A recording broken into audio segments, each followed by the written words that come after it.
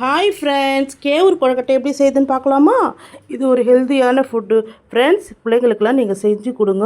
இதுக்கு தேவையான பொருள் 200 கேவுர் மாவு, முந்திரி, திராட்சை, நெய், தேங்காய் அரை மூடி, வெள்ளை எள், 2 ஏலக்காய், வெல்லம் 200 வெல்லம், உப்பு தேவையான அளவு. 200 கேவுர் மாவை ஒரு பேசனில் போட்டுட்டு ஒரு ஸ்பூனு நெய், தேவையான அளவு உப்பு போட்டு சுடுதண்ணி நல்லா கொதிக்க விட்டு பிசைஞ்சு ஊற வச்சுருங்க. அரை டம்ளர் தண்ணி ஊற்றி அடுப்பில் வச்சு இந்த வெல்லத்தை 200 வெல்லத்தை போட்டு நல்லா கரைய விட்டுருங்க. கரைய விட்டு வடிகட்டி வச்சுருங்க. ஒரு மிக்சி ஜாரில் ஒரு அரை மூடி தேங்காய், 2 ஸ்பூன் எள், 2 ஏலக்காய் போட்டு 1 2மா சுற்றி வச்சுக்கோங்க. ஒரு பாத்திரத்தை வச்சு ஒரு ஸ்பூன் நெய் ஊற்றி முந்திரி திராட்சை பொரிய விட்டுட்டு இந்த தேங்காய் எள் ஏலக்காவையும் அதில் போட்டு சிம்மிலேயே நல்லா நெய்யில் அப்படியே வதக்கி விடுங்க. வதக்கி விட்டு இந்த வெல்லத்தையும் அதில் ஊற்றி ஒரு சிட்டிக்கு உப்பு போட்டு நல்லா ஒரு 3 நிமிஷம் நல்லா கிண்டி விட்டுட்டு ஆற விட்டிங்கன்னா நல்லா திக்காகிடும்.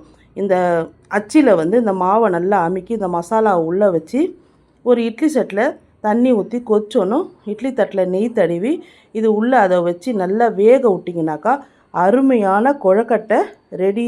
இது நீங்கள் ஒரு வாட்டி செஞ்சு பிள்ளைங்களுக்கெல்லாம் கொடுத்துட்டு எனக்கு கமெண்ட்டில் எப்படி இருக்குன்னு சொல்லுங்கள். ஹெல்த்தியான கேவுரு கொழுக்கட்டை ரெடி.